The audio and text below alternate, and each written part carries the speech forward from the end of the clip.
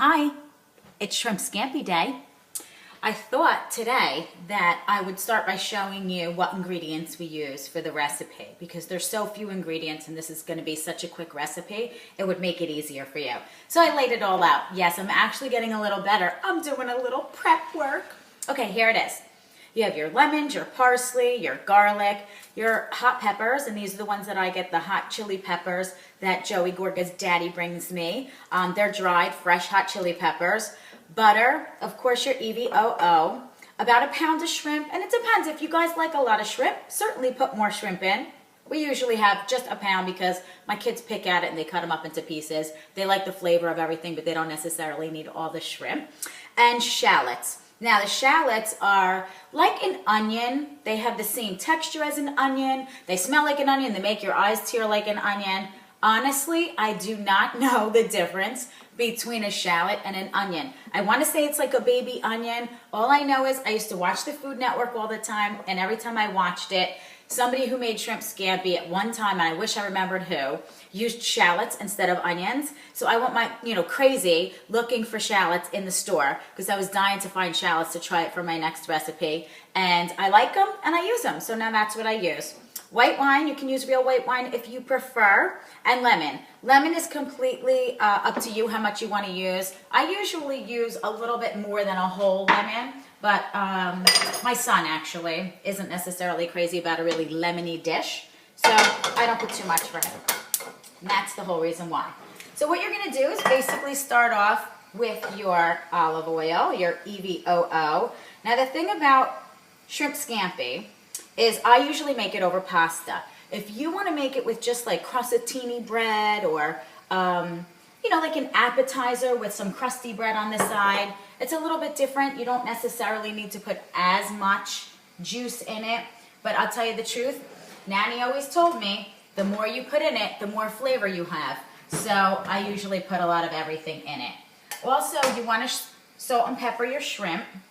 And I do that a little bit ahead of time just to let it seep in there so that they get nice and dry and they're not all goopy.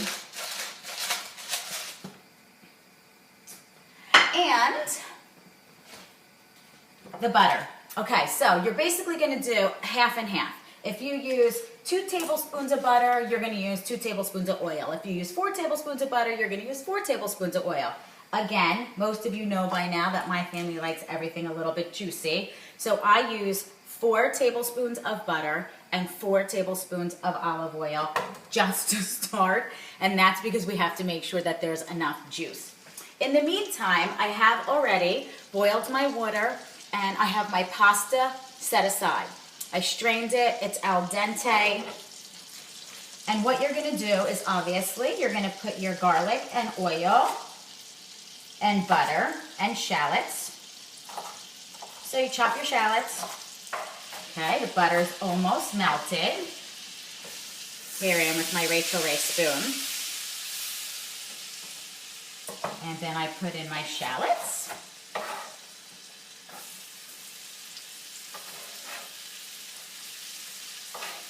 And then I'm going to put in my garlic. Now, I used about 4, but I use large cloves of garlic.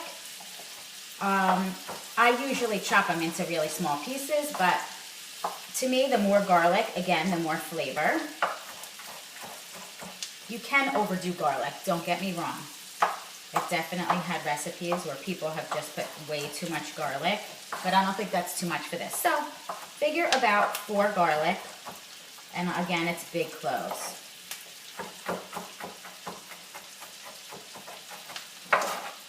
And I put that down with the olive oil. And you just want to get the shallots. Oh my God, the smell. It does smell like onion and garlic. I really wish, somebody please find out for me, what is the difference between a shallot and an onion? I'm dying to know. Until the shallots get soft. Again, remember you don't want to burn your garlic, so don't ever put your garlic up. Cook your garlic until it's dark brown, because it just gets bitter. You lose the flavor. You lose the good flavor, I should say. Not that you lose the flavor. Okay, now I'm going to put in my hot pepper. I have one that is seeded, and I have one with the seeds. Remember that if you put the seeds in, the seeds are what give you the heat. So if you like the flavor of the hot pepper, but you don't want all the heat, you can take some of the seeds out. Just crack it open and take the seeds out and just use the red flakes. And I do 1 and 1 because my daughter doesn't like anything too hot. Unless it's a buffalo wing, of course. Don't ask me what it is about the buffalo wing. She's perfectly fine with those being spicy. Okay, salt and pepper on your shrimp. And your shallots are getting soft and transparent, pretty transparent. Now what I'm going to do is put the shrimp in.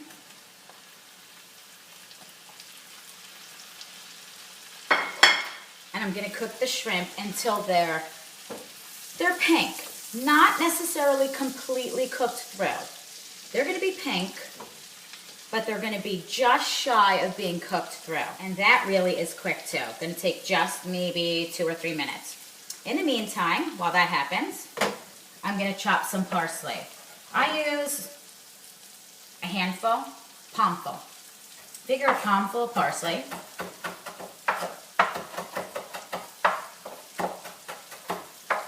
And then I usually have a little left over.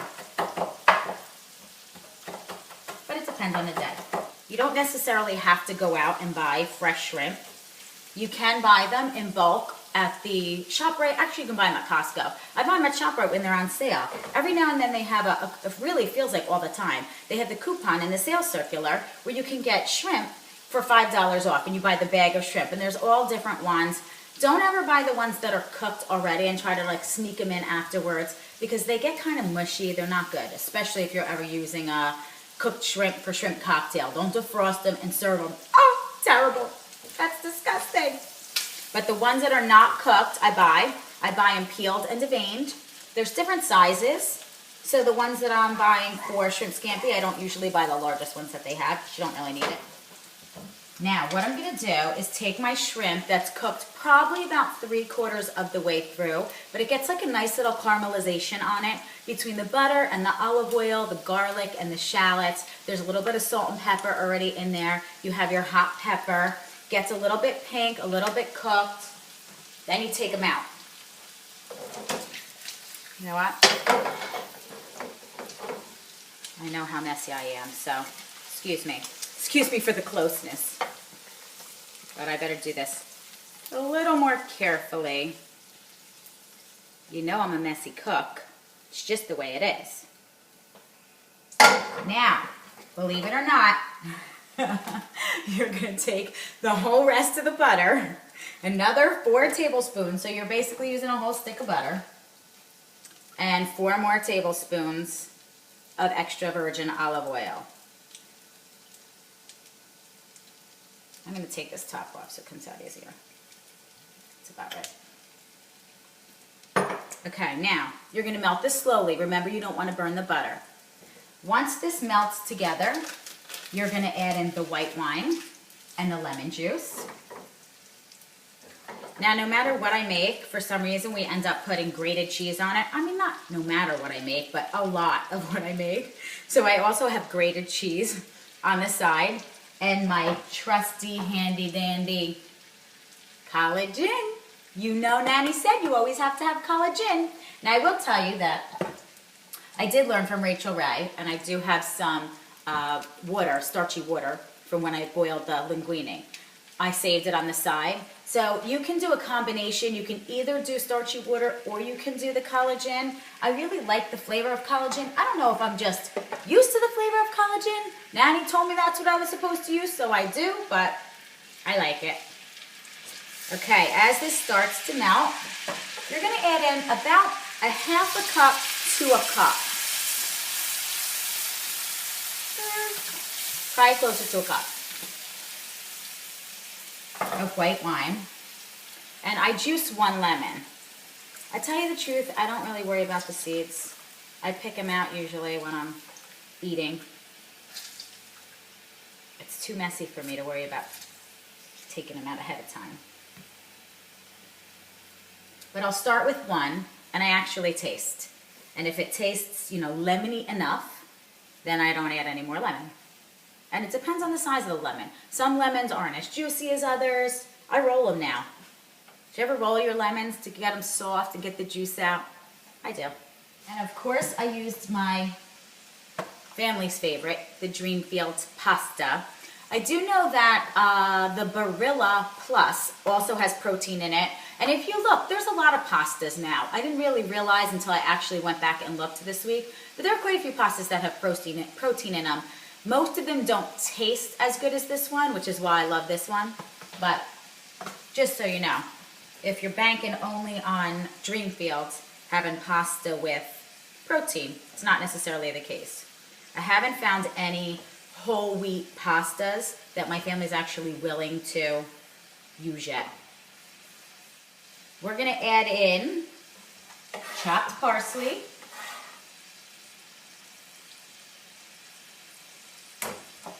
and we're gonna add the shrimp back in